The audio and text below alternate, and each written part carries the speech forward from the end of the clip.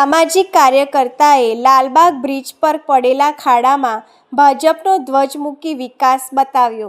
આ લાલબાગ બ્રિજ ઉપર 2 વર્ષ પહેલાં જ આનું મરામત થયેલું અને એવી માહિતી હતી કે બહારથી મટીરિયલ મંગાવી ને બહારથી મશીન મંગાવી અને આનું કામ કરવામાં આવેલું। આ 2 વર્ષની અંદર જ રોડના સળિયા દેખાવામાં આવ્યા, એટલે મસ્ત મોટો ભ્રષ્ટાચાર જોવામાં આવી રહ્યો છે। જ્યારે કરોડો રૂપિયા ચૂકવ્યા હોય ત્યારે પછી 1 કરોડ રૂપિયા અત્યારે પાણીમાં દેખાઈ રહ્યા છે, સળિયા બહાર દેખાઈ રહ્યા છે। જે પ્રકારનું કામ થવું જોઈએ એ પ્રકારનું કામ થયું નથી। આજે ભારતીય જનતા પાર્ટીનો ધ્વજ એટલે લગાવવામાં આવ્યો કે કોઈ અકસ્માતથી મૃત્યુ ના થાય, કારણ કે તમારા જ કોન્ટ્રાક્ટરોને તમારા જ માણસોના માધ્યમ દ્વારા આ કામ કરવામાં આવેલું। અને આજે તમે જોઈ શકો છો કે બ્રિજની હાલત તમામ જગ્યા ઉપર લાલી લિસ્ટિક કરવામાં આવેલી, એ લાલી લિસ્ટિક આજે વરસાદે બતાવી દીધી છે કે ક્યાં ક્યાં લાલી લિસ્ટિક કરવામાં આવેલી। એટલે જે પ્રકારના ભ્રષ્ટાચાર ચાલી રહ્યા છે તાત્કાલિક બંધ કરો, અને જે તમારા મળે ત્યાંને આવા કોન્ટ્રાક્ટ આપો છો એવા કોન્ટ્રાક્ટરોને તાત્કાલિક બ્લેકલિસ્ટ કરો, એવી મારી માંગ છે।